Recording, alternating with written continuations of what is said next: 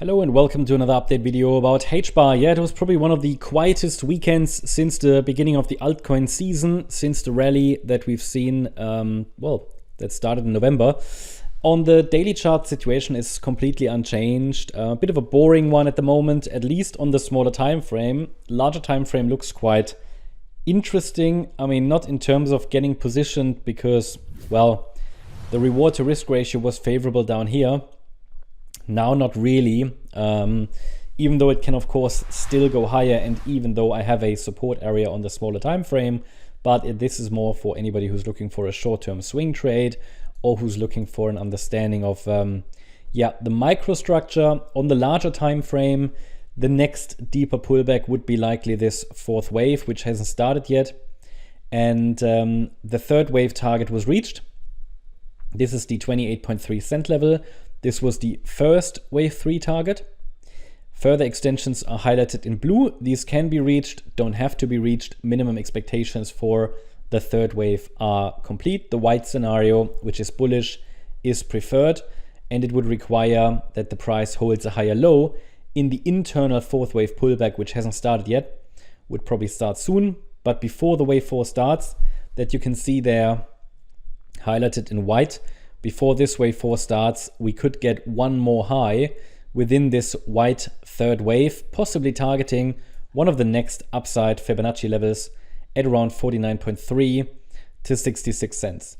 When we form another high, or if we form another high, which again is expected at the moment, then the support region, which is currently defined between 9.88 cents and 16.7 cents, it will move higher with the price. It will be adjusted with the price, and it will just, at the moment, it's a moving support area, which just tells us at the moment which level needs to hold so that the bulls can, let's say the bulls can remain leading, right? Let's say on the larger time frame at least, the bulls are leading as long as the price holds above 9.88 cents. That sounds maybe a bit strange because we're far away from support, but we know that a fourth wave in a diagonal can go down that much. So it's about understanding risk from a macro point of view. But on the smaller time frame, the idea is that we could still form one more high in wave 5 before this larger third wave finishes. I already explained that to you just now on the larger time frame. The next upside levels are 64.5 cents and then 78 cents. These are the next upside Fib levels to watch there. And this is the 123.6 extension. There are actually two levels that overlap there around that 123.6 extension level. And then the 78 cents level, is the 138% extension. But for now, I mean, this is far away. But for now, the very first target actually, or the next level, is 47 cents. Again, a couple of levels overlapping there. But we haven't even broken out to the upside. There was an attempt yesterday. Explained to you in the last video yesterday that this looks even a little bit like a B wave. So the support area keeps the overall uptrend alive on the shorter time frame. It's between 23 cents and 30.5 cents.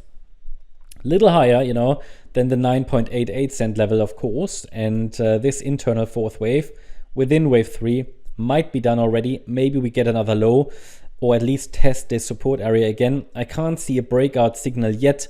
It would require a break above initial resistance. Yeah. So as you can see, the price tried to break out yesterday. It was an amazing reaction to the support region, and the support region is being respected. We haven't broken below it, but we haven't seen a break above the previous swing high, the December high. That would be needed next to confirm a breakout. But the earliest signal we can get that an upside breakout is underway would be a move above this resistance area. It's just that this spike yesterday looks a bit like an internal B wave, which is why I showed you that blue pathway that might send the price back into the support region, which would be another opportunity for those who are looking to get positioned. At the moment, HBAR is holding well, Bitcoin going down a bit, but overall is mirroring Bitcoin's sideways action at the moment. And because this could also be bearish in the very short term, so we might get back into the support region, I added that resistance area yesterday, which hasn't changed. So it's still between 34 cents and 36.4, and we need a break above that initial resistance area to get an indication that the bulls want to drive the price higher.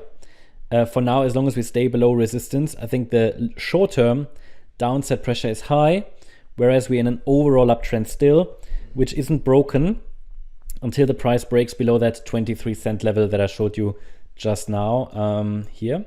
Important to mention that the downside move doesn't really look impulsive. So the blue pathway here, which could send us lower in a 5-wave pattern, in wave C, 1, 2, 3, 4, 5, looks like a diagonal pattern, right? So it could be a diagonal pattern, certainly not an impulse to the downside. So not much more to say. We just have to see if the bulls can drive the price above 36.4 cents. We have to see how the next week starts. Also, Bitcoin, bulls and bears are fighting for the 100K mark. This might give us a hint, whether bulls or bears are winning, about how the next week is going for HBAR as well. So pay attention to it. Overall, HBAR is moving above support, but below resistance, essentially in a well-defined range. That's the update about HBAR. Hope you liked the update. If you did, please hit the like button, leave a comment, and subscribe. And if you really like the content, then please check out the channel membership. Also, make sure that you follow us on Instagram and Twitter for additional content. Thanks a lot for watching. Bye-bye.